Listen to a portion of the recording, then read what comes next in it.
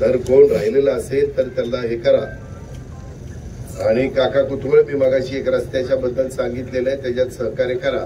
मी बीडीओला सांगितलंय, मी तहसीलदारला सांगितलंय, मी पीआयला सांगितलंय, काकालाही म्हणलं विश्वासात घ्या, कारण काका लोकांना विश्वासात घ्यावं लागतं, त्याशिवाय पुढे चालत नाही। म्हणजे काका कुतवळाला नाहीतर लगेच दादा घसरले, कुणावर घसरले, त्याच्यामध्ये खोटे गुन्हे दाखल ते पुण्याचं एक काम आहे।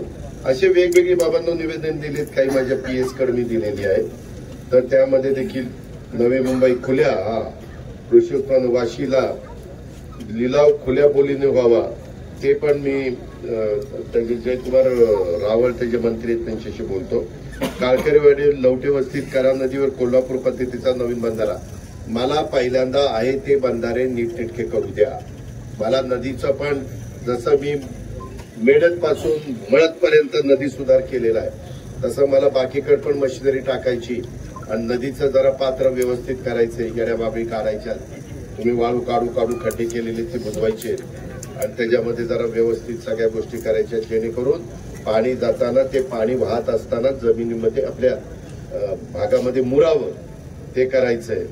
आंबी खुर्द येथे जनाई ते सांगितलं, मोबदला काय मिळायचा नाही, ते बंद पाईपलाईन करायची ना।